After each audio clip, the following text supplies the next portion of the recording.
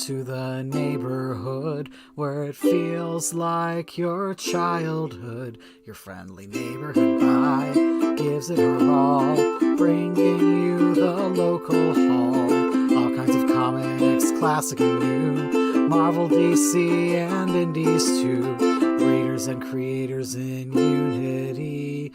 Welcome to our community. Good morning, everybody, and welcome to the neighborhood and welcome to your friendly neighborhood morning show where every week we keep hope, give help, and share comics with all. I am Lauren, your friendly neighborhood your host, and today is our 5th episode or huddle, and we titled it Invading Wonderland. We are going to talk with some amazing Kickstarter creators today about an amazing Kickstarter. It already has over 500 backers, which is insane, especially in such a quick amount of time. It did start like maybe a week or two ago, so it's been so little time. So I'm excited to talk to them. We're gonna bring them in just a moment. Before we did that, I just want to remind people of a couple things. Number one, we do still have a giveaway going. So once we hit 100 subscribers on YouTube, I've got a Spider-Man comic set going away. I've got an indie comic book set.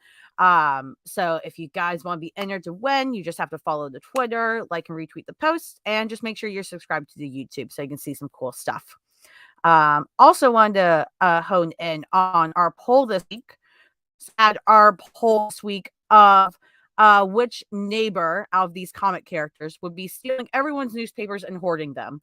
And to no surprise, you guys picked Kite Man, which doesn't surprise me at all based on the chaos. So if you're in the chat right now and just want to let us know how you voted in the poll and why you picked the person, we'd love to hear it before we get started. So thank you guys for voting on the poll. It's just a silly thing to, get us started with the week. But all that said, let's go ahead and get started.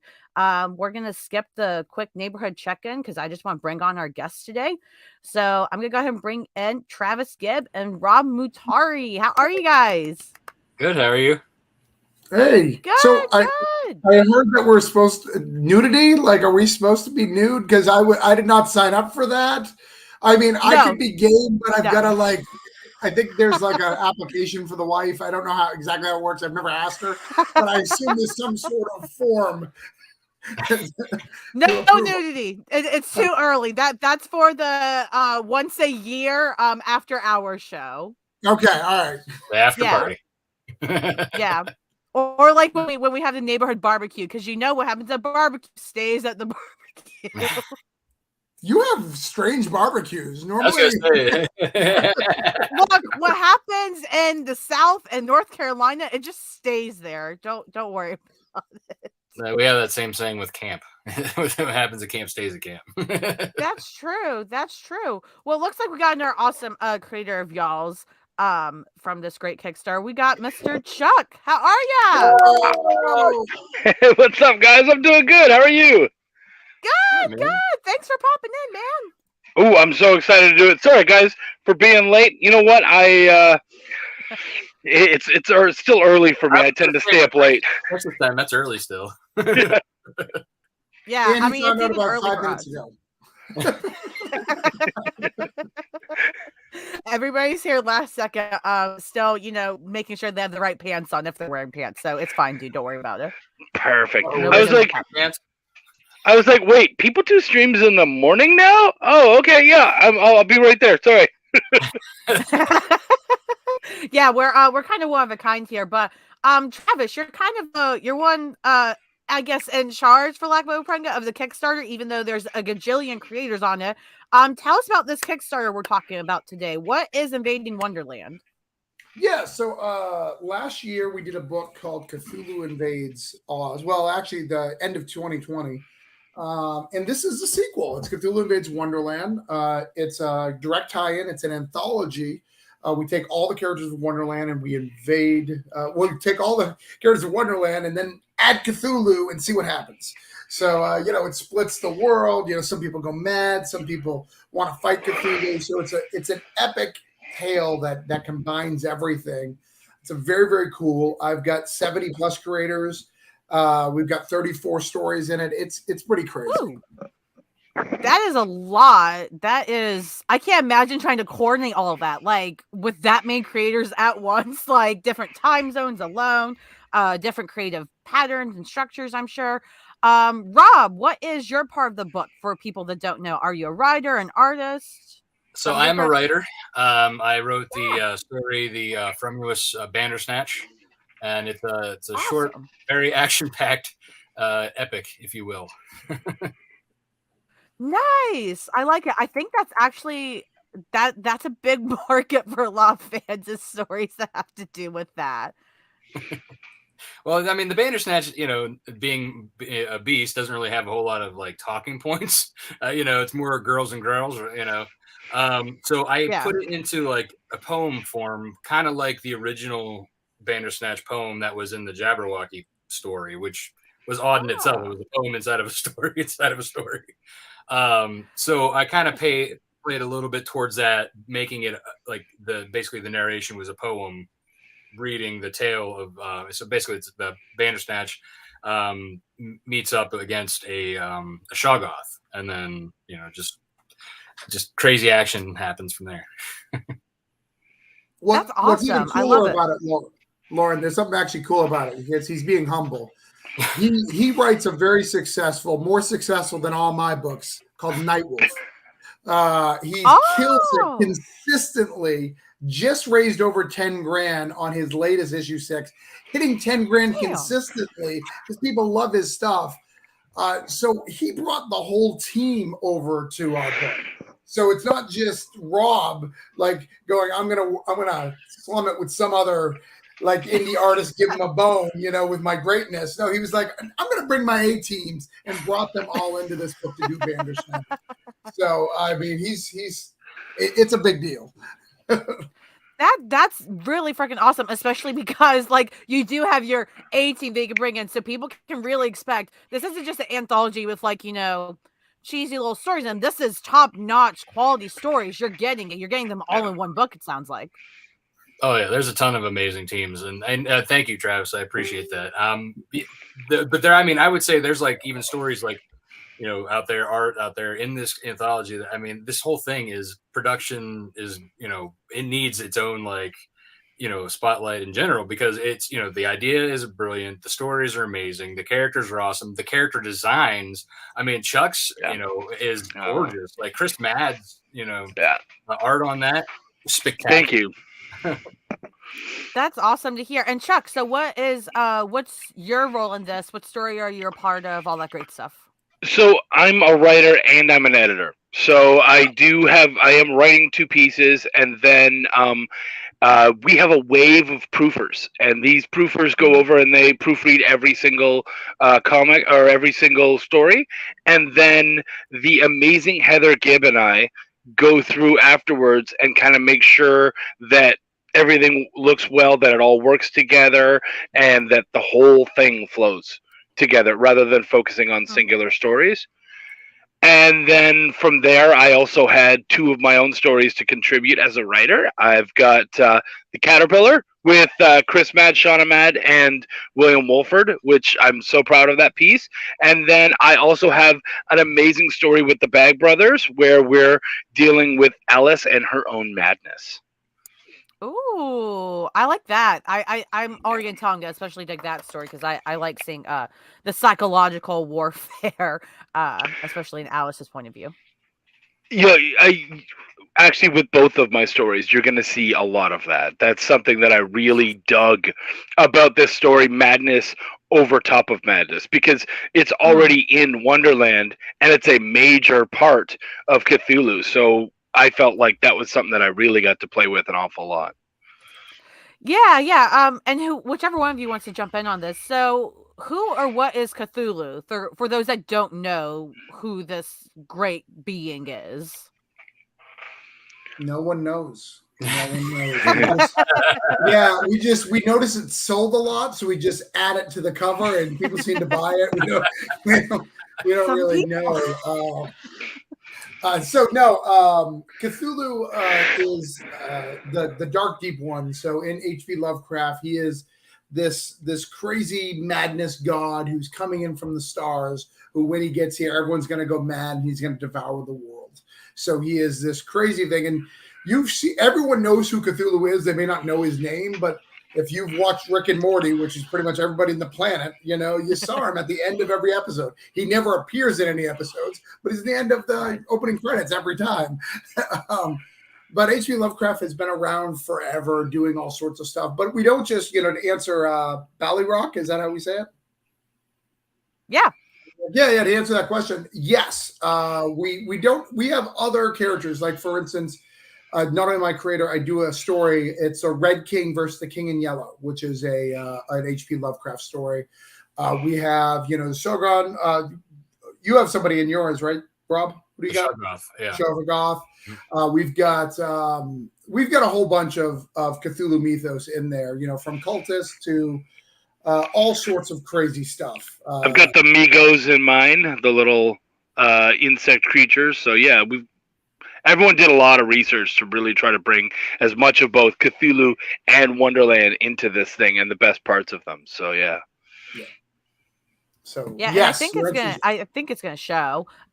For those of you that don't know, if you haven't checked out Kickstarter page, I'm gonna throw up an image real quick. This is the Kickstarter. This is what you'll see on the main page. There are over 600 backers now, so excuse me, 500 is nothing. We're over 600.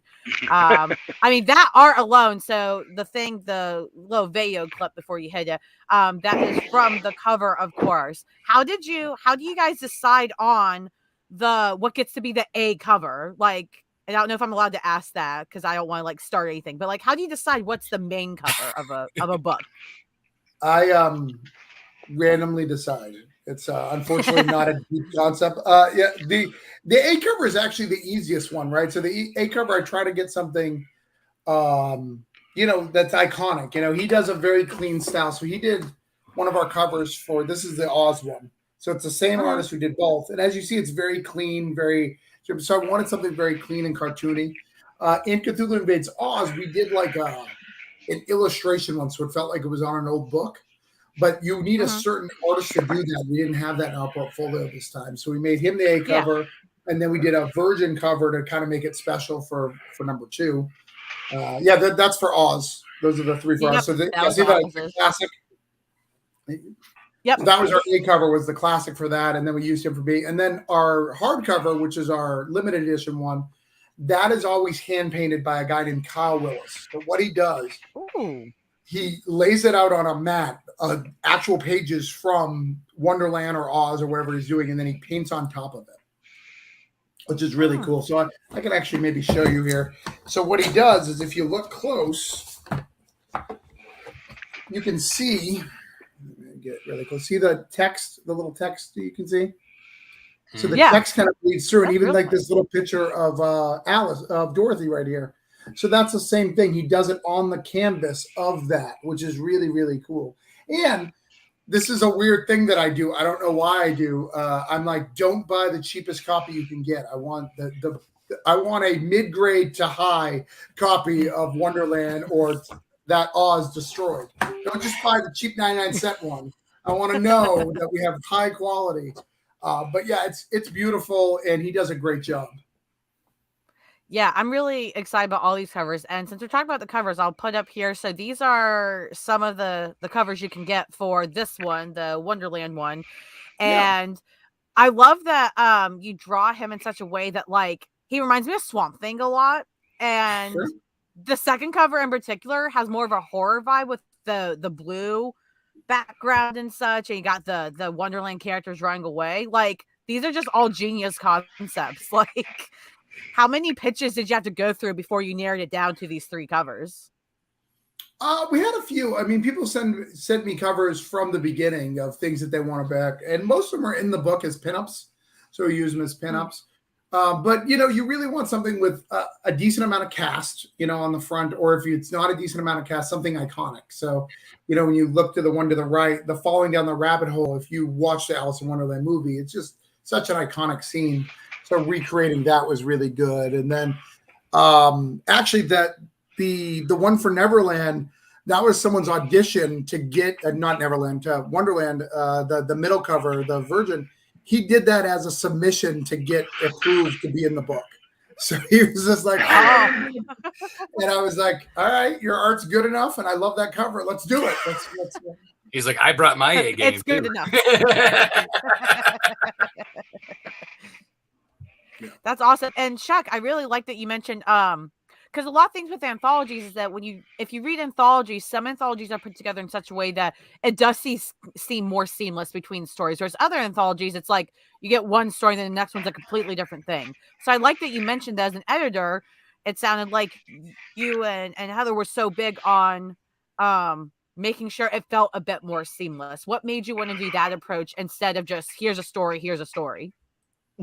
Well, I mean, to be fair, that all comes from the top. So that's like, that's something that's very important to Travis.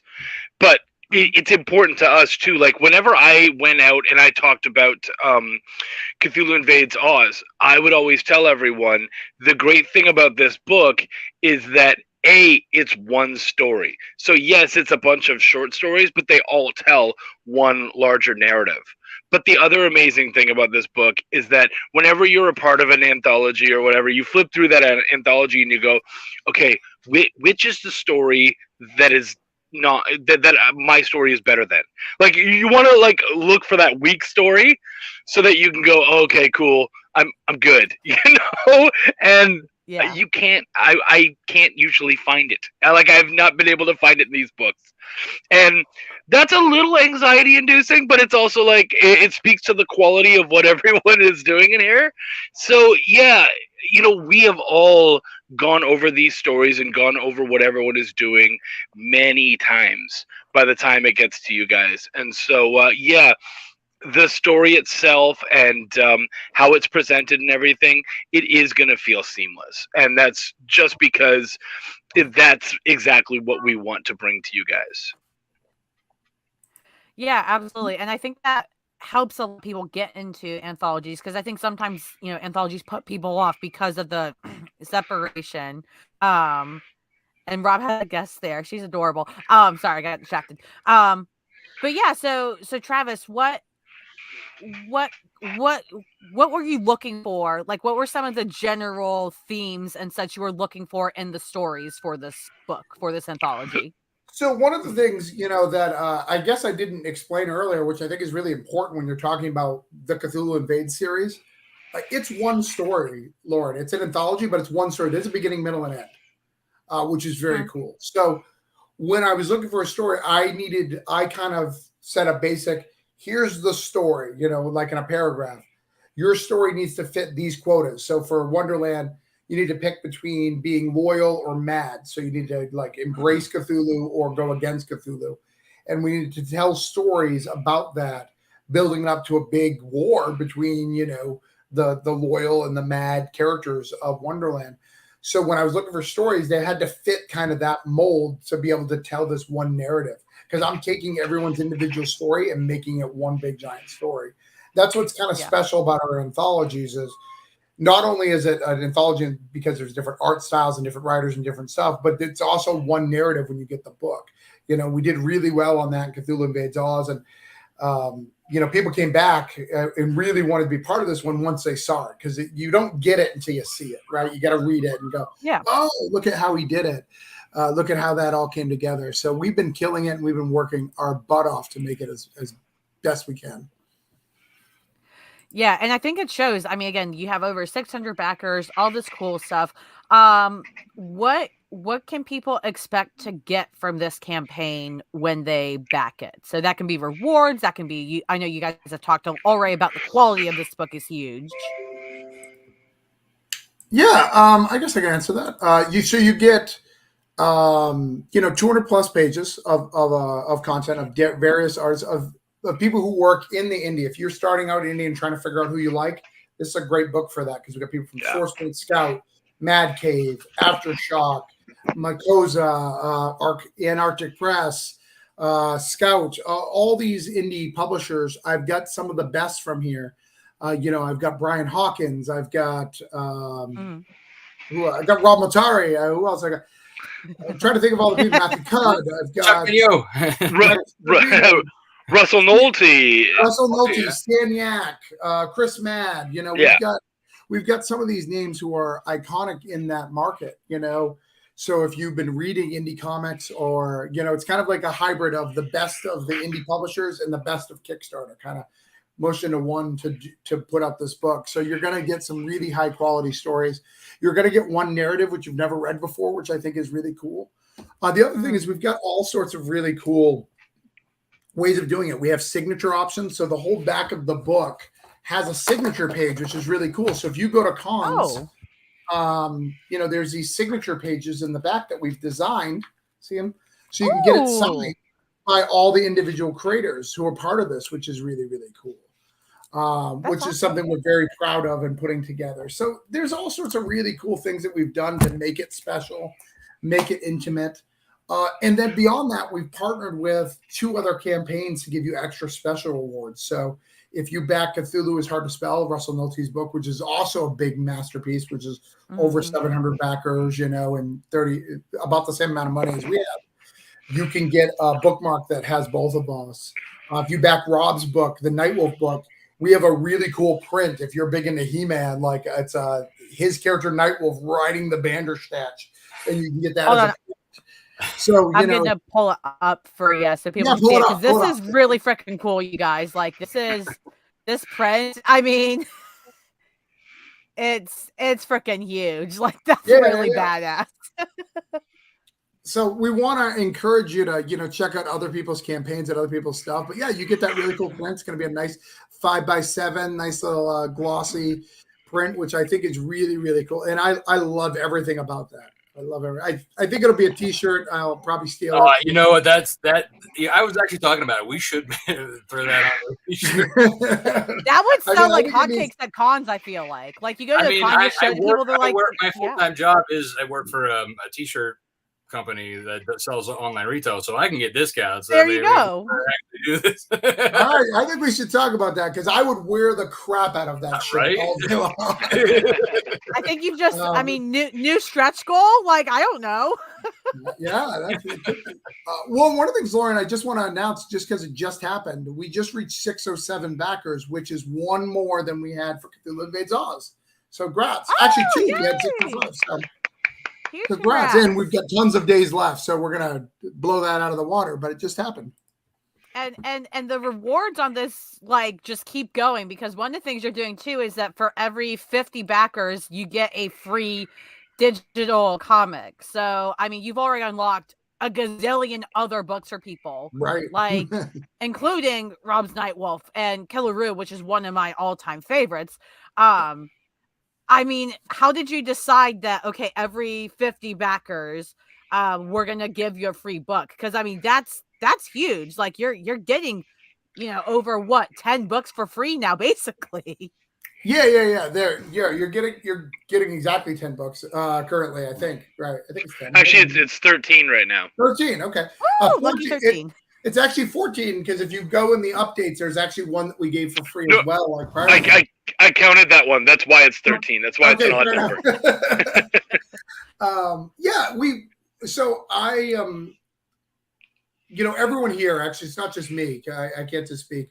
Rob, myself, and Chuck are very active in the Kickstarter community. So we know what's good. We know the people that do right and do things. So this is our way of helping.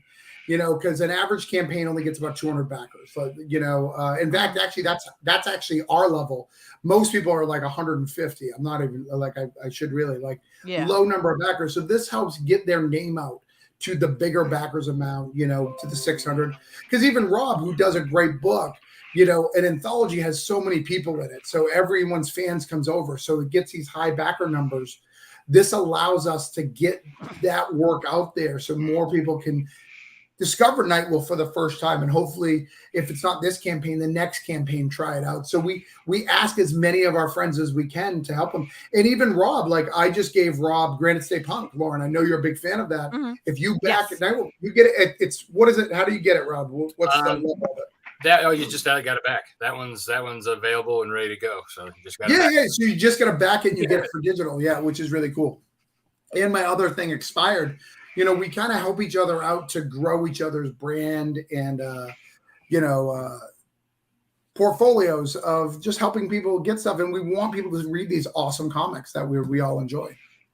Yeah, and that's really awesome. And that's probably one of my favorite things about Kickstarters, because I know some people feel some way about Kickstarters, and that's fine, but it really is a community, and seeing other creators and campaigns really wanting to push each other and get their creativity out there for others to see and enjoy is really freaking awesome. Rob, what made you want to be a part of this campaign so much? So, one, I love the Alice in Wonderland mythology in general. I was even telling Travis this way back, like when he was doing Oz and then mentioned doing Wonderland, that my band back in like the early 2000s when I was in college, I did a Through the Looking Glass setup of that was our album artwork. And it was like the band was standing in the, in Wonderland, and then like an arm's reaching up to like the looking glass, and you could see like the, all the Wonderland creatures and like around like Mad Hatter. I even had like the Caterpillar was sitting there smoking his hookah, and the Jabberwocky was coming in from behind, and it was all kind of like trippy art. So like for me, I was like, that would be fun to jump in because I missed my opportunity with Oz. Travis had that all locked down. And then Travis actually, he did a 4-page epic in my volume 1 collection of Nightwolf. And so I was like, hey man, I was like, you did me a solid, I want to, can I jump in on, and do one for you? So yeah, I mean, I was happy to, to get involved and to be invited in. And yeah. One of the, I always like to share some a little behind the scenes, like his artist was like, I don't know if I can get it in between, like in colors. Like, I don't know if I can hit the deadlines. I was like, you can have different deadlines. We'll make different deadlines. Yeah, I was like, I'm trying to get everything in there. And he's like, it's okay. It's all right. It's fine. You're Rob. You got this. Rob gets the Rob deadlines. Well, and the pages are beautiful. Like beautiful. I was saying this in another podcast. Rob's book is centered in Earth, right? So you've got to have Earth backgrounds and all that. But if you let his artist like do whatever the hell you want, it is epic. Like the things that he can draw and the colors that he can use. I mean, I pushed them too. Like, I mean, they were like, it takes place in the Tangier Woods in Wonderland, and it's not just a normal forest setting. And I'm like, Carlos, you have to push the limit here. I'm like, here is like the existing images that other artists have done about Wonderland. I mean, you need to push the envelope here. I know you can do it because you're a fantasy artist. And he totally came back and was just like all these gnarly trees and plants and the animals that he has in there. And then Melvin, my colorist, same difference. I'm like, all right, this is Wonderland.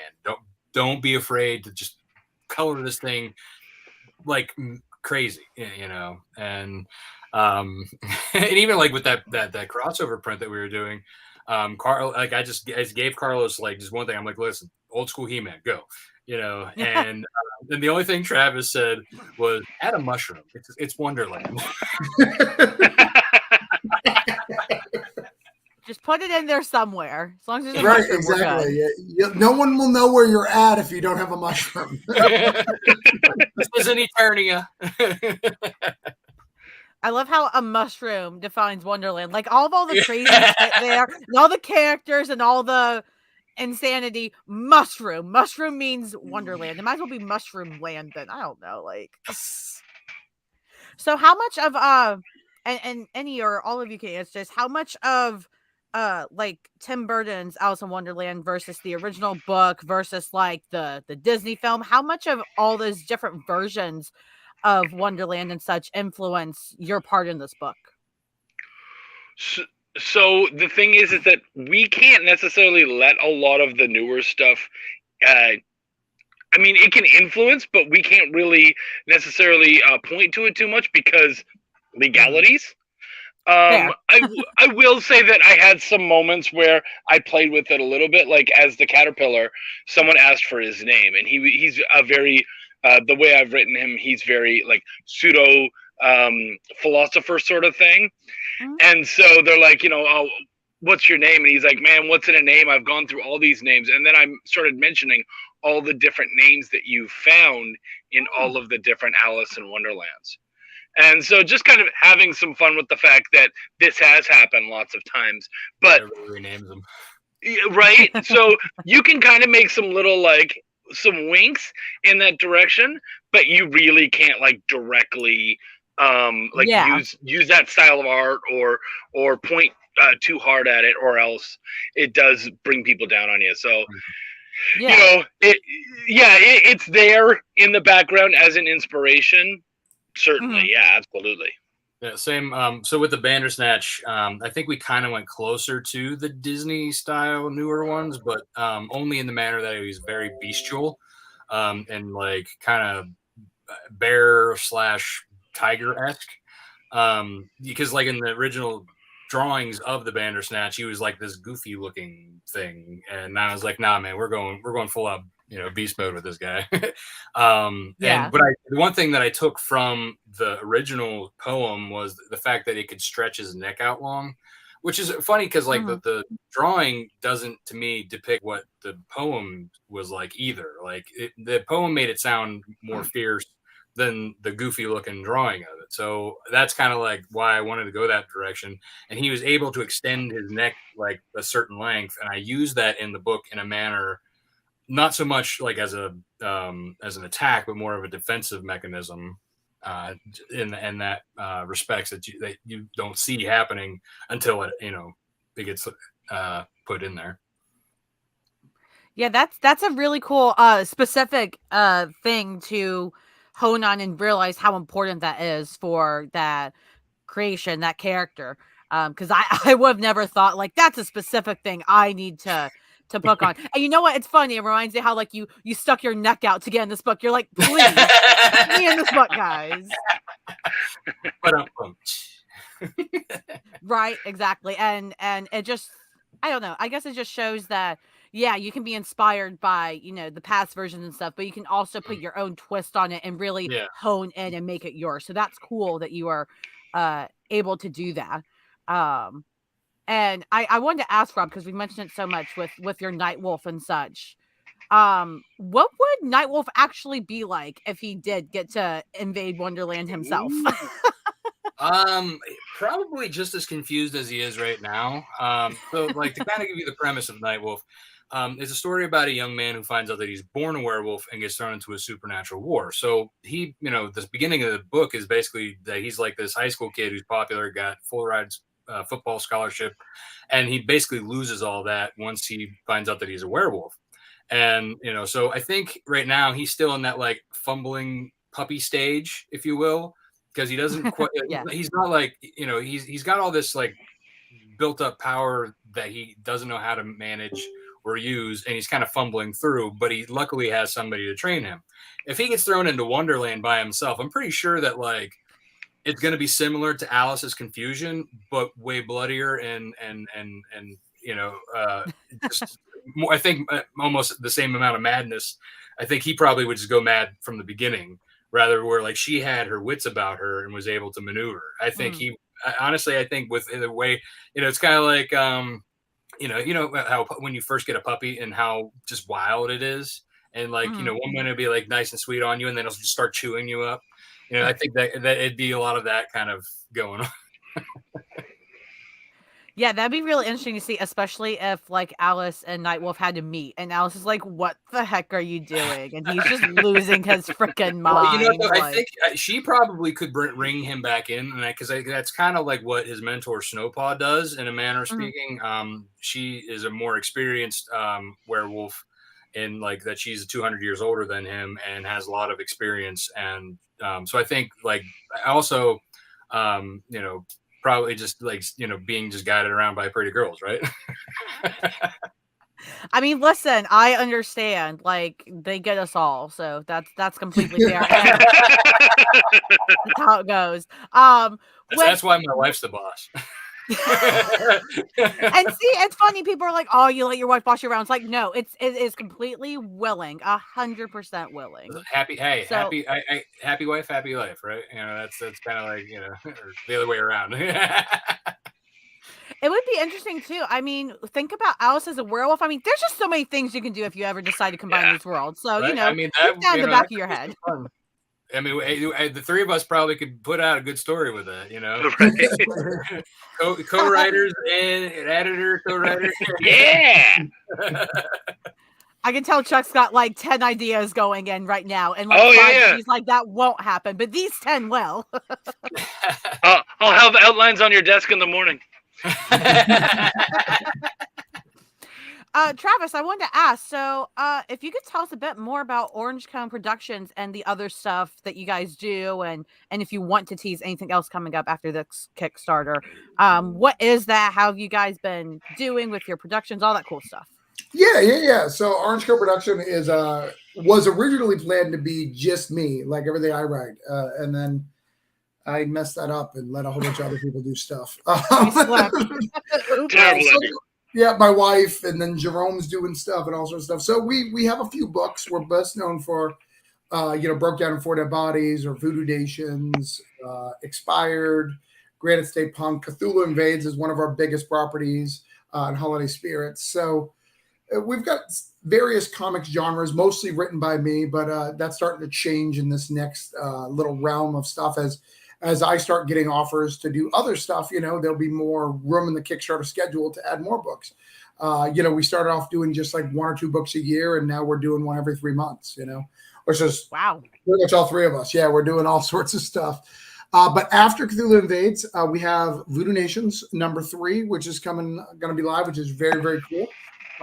It is. I actually am sending it out to my Substack for the paid members. Actually, they're getting it probably tomorrow. Which is very cool. So I have it done. It's ready to go. And one of the things at Orange Cone Productions, one of the things that we do is we always have the art finished before we launch. So when you are you're not paying for production. You're only paying for printing and shipping. Which is something that we pride ourselves on. I don't care if somebody has to do production before. It's not a judgment call. It's just what we do, right? So that's something that we have to do. After that, we get the Broke Down in Four Dead Bodies trade. A lot of people have been waiting for that trade. Shot got to draw a story and write a story in that trade, so that's pretty fun. Kind of took Rob's idea, and I have a whole bunch of my friends doing some stories in the universe. In July, my wife has her first book called Pup Van Winkle, which is a story about a dog that falls asleep and he wakes up and all dogs are banned in this area because of some evil cats and all sorts of stuff. And I know it sounds like a young adult book, but it's not. And then we've got Holiday Spirits 2 in November, and then I have a secret project in October that's coming out. So there's all sorts of really cool stuff for the rest of the year. And then beginning of next year, we're going to do Cthulhu Invades Neverland, which is the sequel to the Wonderland. Granite State Punk 2 is coming, which is really cool, and Expired too. So lots of stuff on the pike for Orange Cone. I was gonna say, I guess I need to make a separate budget just for Orange Cone Productions for the next 5 years. My God, you have quite the lineup coming up. And if you guys haven't read Granite State Punk, you guys, #1 should, #2 do it, #3 do it, or I'll find you. He's got the license plate behind him, which is pretty cool that he has. Yeah. You guys you are so good, Travis, and everybody else involved in your projects. You guys are so good at telling stories that are really big, supernatural, fantastical, but also have a lot of real life themes in them without being too on the nose. So I don't know if that's something you intend to do or anything, but I just wanted to say huge props for, finding creators and telling stories like that. Because that's really, really hard to do, I feel like. Yeah. For my work, Travis's work, I always have a brokenness, and I address some sort of brokenness, whatever that be. So for Granite State Punk, it's about alcoholism and punk and this vision and this you feeling like you're just trying to figure out the world, so and anxiety, all that's kind of the main focus of that. When you look at Voodoo Nations, it's about a wife who's losing her husband and trying to figure out how to fix that. And it's very similar to my real life. When my mom died, my personality changed for a long time, because I just was grieving and I didn't know how to do it. I hadn't done it before. I never had anyone die, especially not my mom. What does that look like? And then so trying to do that. and then even broke down in 4 Dead Bodies and stuff. I always romanticize past loves, and that was a problem of mine before I got my wife. You always remember that, like, my high school was the best. She was the best. My ex-fiance, if only that worked out. Like, and it's kind of like broke down in 4 Dead Bodies is about a guy who is remembering the past very, very different than it really is, and massive chaos and crime ensues because of this past love experience and playing it out. So that's how we do stuff. And then in the anthologies, we tell serialized storytellers in anthologies. So that's something unique that we do at Orange Cone that not a lot of people do. I don't think anybody actually does. I don't know anybody else who does it. Yeah, I never heard of it till you mentioned it. I was like, wait, you can do that in an anthology? Like, that's genius, but like, why don't people do that? Oh, you don't do that because it's a lot of work. Like on the top end, kind of wrangling all of that in, it's a lot of work. So yeah, that's usually why they don't do it that way. They're like, hey, let's go with a theme. As long as everyone follows a theme, we're good. So yeah, it's a lot of work, but I'll tell you, when you finish it, when you read the book, it's worth every minute of work, every beat of sweat. Yeah, I can only imagine, because I haven't read Oz yet, but of course I got that with Wonderland, because I backed and got them both, because I just found Travis this year, I think, actually. So I am behind in my Orange Cone Productions lore, so I have to catch up on the backlog. But I'm really excited and I'm really excited to see what a difference that makes, because you've got the big publishers out there, of course, in comics, but it really makes a difference when you have a group of people, a company, a publisher, what have you, that really puts the finite details into it. Because you're right, it's so much more work, especially with all the printing issues and all these crazy things now. So thank y'all for taking all that time to do it and make every detail and every panel and page count. I am beyond excited to read it, and especially for the hardcover, because you don't get hardcovers like that, especially the signatures at the back. Like that's fantastic. That little touch that makes people want to treasure that book and never sell it or anything, because I got 10 signatures, I can't sell it. It took me forever to get that, man. Right? Even when I'm selling it, I love it. So like when I was at Emerald City at the end of last year, every time I would sell it, I'd be like, cool, so you can find the rest of the people here, and I would kind of point them in the direction of where they could get the rest of those signatures. And for me, I enjoy that, because it means, great, now these people, like, I got to sell this amazing book, which is a good chunk of change, but it also means that now they get to go and they get to discover these other people and go see what they do. And so they get those signatures, but they're not just going to walk up and get the signatures. They're going to walk up and then be like, what do you do? So I like the idea that we get to kind of, I might get the money on the front end, but they get to see stuff on the back end, because now they get to share all of their stuff. So I love that we all get to share a fan base. Yeah. It's only sad for me when I made the book and then someone has already sold it at another table and they're like, hey, sign it. I was like, but this is mine. I made it. Like, all right. I'm signing right here under creator and guy who this would not happen if it weren't for whom. That's my name right there. Orange Cone Productions. I normally sign in Rob's spot because Well, if you might as well, because the chances of somebody coming from Florida or Texas all the way up to West Pennsylvania. And that's one thing I was thinking of too. Like, not only do you have to like go to just one con with all the creators, some people are like, I went to 20 cons to get 10 signatures. Like, that was the only reason I went. Yeah, right. So yeah, they paid like at least quadruple what the price of the book was just to get some signatures, which is awesome though, because I mean, I can't imagine people actually doing that, like this series, and like it'd be cool in the future once you have the third one, if you like collected it in like a 3-piece book set or box set or something. That'd be really cool to see. We have some ideas. Yeah. We have some ideas. Yeah. We got some plans. Travis is like, I can't say anything, but nothing's happening. Don't worry about it, guys. So Chuck, before we get going, because I want to let you guys go. I know it's early. I know a lot of you had a long night. There were a lot of things happening in the world last night. Do you want to plug yourself at all, Chuck? What else you do? Where people can find you, find your work, all that great stuff? Absolutely, thank you. Yeah, I am Chuck. I am an editor and writer. What I do is I do an awful lot of editing. So right now, I actually have three other projects on crowdfunding right now. We've got, as we mentioned earlier, we've got Cthulhu is Hard to Spell Battle Royale. I have a piece that I edited in there. I also have the amazing Immortal Era issue 6, which I was a part of, which is on Kickstarter right now. Really cool book about the end of the world happening because because people are unable to die.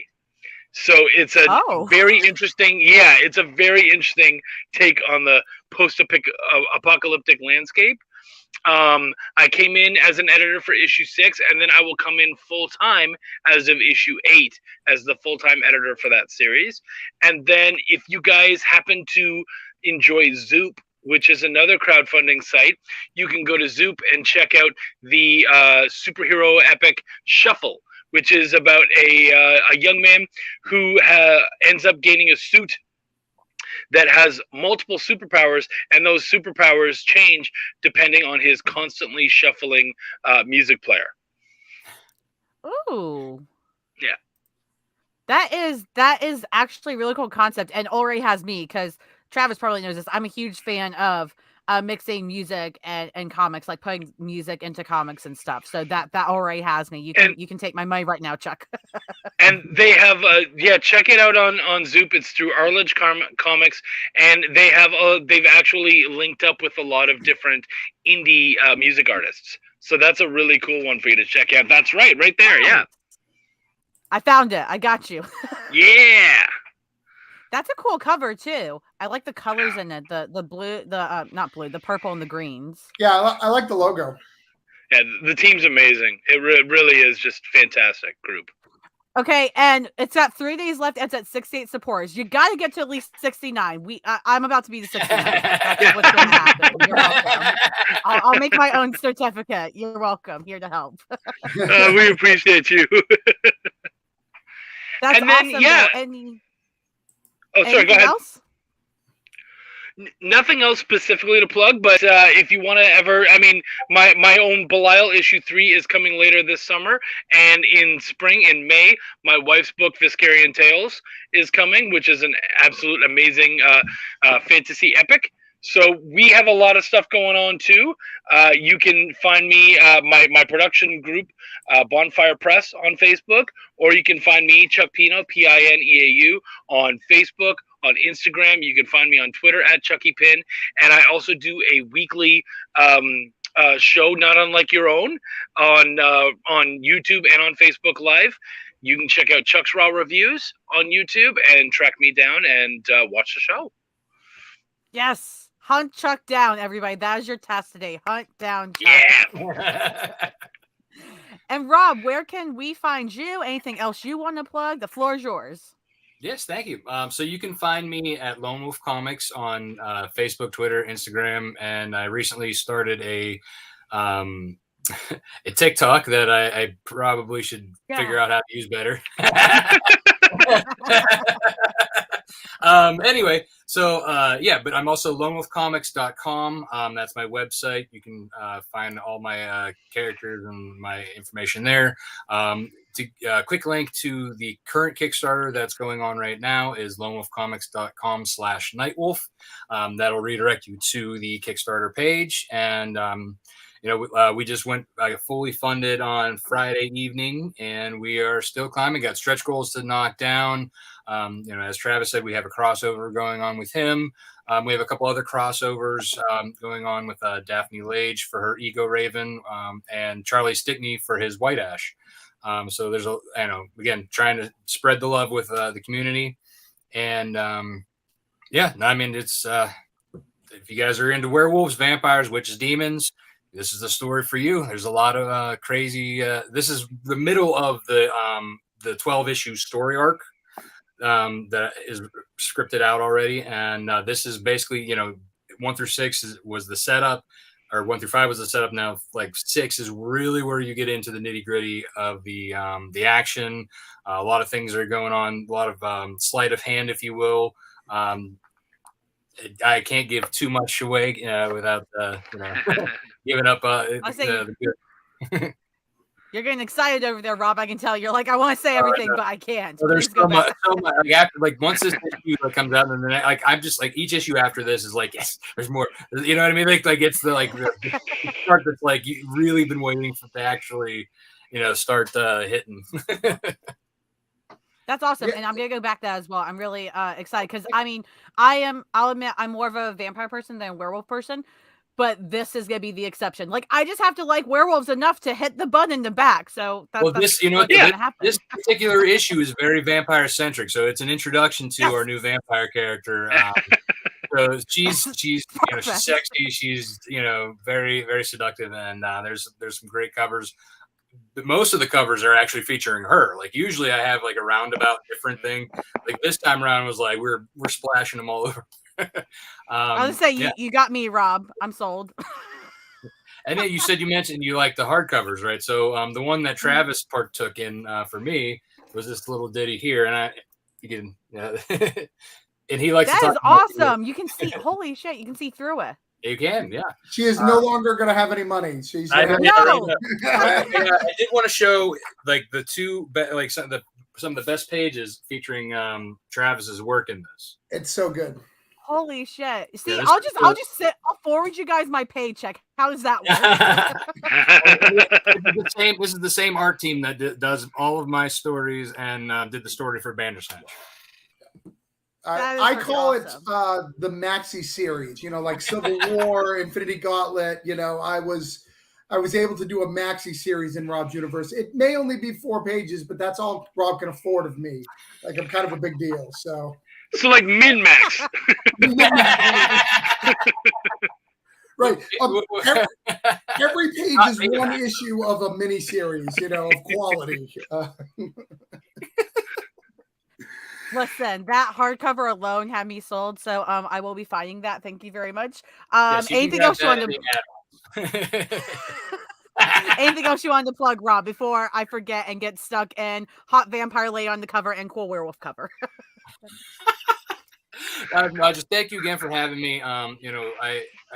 I'm very thankful to be, with these guys in this project for Cthulhu, and letting me come along for the ride. And I'm thankful for everybody, all my Wolfpack members, as I like to call my backers, for getting me another, fully funded campaign. A lot of people don't know this about me, but my first Kickstarter 6 years ago failed because I didn't know what I was doing. And then this one funded 6 years to the day that I launched. So it was my 6th issue, 6 years later, fully funded on the day that I launched my first one. So I'm very thankful for everybody out there who came and back and helped me along the way. Learning from these two great men, along the way as well. So thank you. That's awesome. And that's such an important thing, to share, of course, if people feel comfortable is, people fail Kickstarters, but that doesn't mean that you can't be successful. You just have to figure out what else could have been done better or what have you. So it's really good to hear. And I'm sure that is inspiring to a lot of creators that are, for doing like you were 6 years ago, doing Kickstarter for the first time. Just try and get the stuff out there. So Kickstarter is really the awesome event. You have to invite the guests, and I didn't have. That's true. That's true. Travis, plug away, my man. You've got 200,000 things going on. Yeah. And actually, want to take, even though I'm supposed to be plugging, I'm smiling right now because I just love comics. I just got a message from a friend. I'm going to spoil a comic that came out like 20 years ago, so I think it should be fine. But I got my friend to read Kevin Smith's Daredevil, and he's like, it was Mysterio, and he blows his head off? Oh, my God! I love comics so much. I love them so much. That just made my day. Because I remember sitting there and going, it's a Mysterio story? What the hell is happening here? And fun fact, again, this is not what we're talking about, but fun fact, it wasn't a Mysterio story. It was he felt he wasn't good enough to write the story that he was writing. And someone suggested in a room, wouldn't it be really cool for Mysterio just as an offhanded thing, because he was stuck in like a writing block and he was like, it could be Mysterio. He's like, oh my God. And like altered the whole thing to make it Mysterio because it just takes one little thing and you could run it. It really does. And it wouldn't be as good if I think he knew it was Mysterio from the beginning. Because when you're not writing as Mysterio, it's you're doing this thing, then you place it as Mysterio, you can like really play with all the stuff you did, which I think is so cool. Anyways, yes, go to CthulhuInvades.com, check out this book, back it.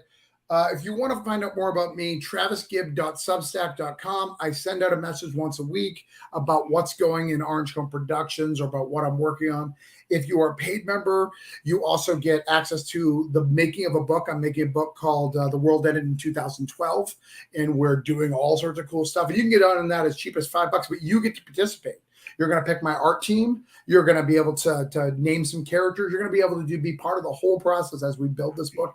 And even when I'm done, you get to decide if I go to Kickstarter or if I go to publishers or whatever I decide to do with it. So like join that journey. I think it's going to be really, really fun, taking part of that. So that's where you find me. But yeah, check out Cthulhu Invades Wonderland. Make sure you back Rob's book so you get that dope ass print that is apparently going to be a t-shirt based off of what happened today. You'll get one free, Lauren. Yeah. We'll get you if it happens. You'll have to get one for free because it was yours. Listen, I'm already sending you my paycheck, so I'm fine. It's gonna be forwarded. Hey, you'll get the check on I don't Monday. get these nice swag for nothing. That's oh man. Hold on up again. I want to make it bigger. Hold it up again, Rob. There you go. Then people can see. That is a pretty wolf on there too. He's got the breast swag. Time to start donating blood, guys. Jeez. All right, I'm ready. Blood out. And Lord, if you talk to Rob, I specialize in vampires. I do a lot of vampires. Just convince him that I need to write a vampire series in the Lone Wolf Nightwolf series, and I've got it happen. Hey, I have 2 other trades in the works. Once once 8 comes out, that's volume 2, right? Right. We're gonna do the same thing again. More If he's already got hot vampire seductress lady on the covers, then a vampire issue is happening from you, Travis. That's exactly what's happening. They're giving you no option. Your hands are tied. Well, thank you so much for coming on. Remember, we got that. We could add that her little transition in there. That could be your during the next volume there. I love it. And I'm very, very excited to see it. So I will be sending you my paycheck right when I end this live show. That's what's happening. I got the tabs open. Thank you guys again so much for coming on. Those of you that just popped in last second or whatever, make sure you check out the Kickstarter for CthulhuInvades.com. Check it out. Make sure you follow the show's Twitter. So that you don't miss anything for future creators coming on. You never know. Travis might bring some more amazing people on here at some point. It's probably going to happen. Might be a vampire. Maybe Rob will turn. You never know, guys. Just come find out. You're going to have to stop having morning shows if you want vampires. That's you have to go 10 p.m. Werewolves will wake up and they'll just go. If you keep up with this, it'll be Australian vampires. You're right. It probably will be. And next week, guys, we are actually, funny enough, we will be doing a different time for this show next week. Because we're going to have guest David Boer, who writes Rain, Killer Queens, Canto. He's writing a Firefly run, all this cool stuff. But he is West Coast. So I was not going to make him wake up at 7 a.m. So he'll be on with me at 1:30 p.m. next week. So yeah, Rob, this just goes to show that if you get turned, you need a later show time, we'll make it happen. You'll be taken care of. Fair enough. All right. Well, thank you guys so much for coming in again. Thank you guys for watching. And I hope everybody has an amazing rest of their Sunday.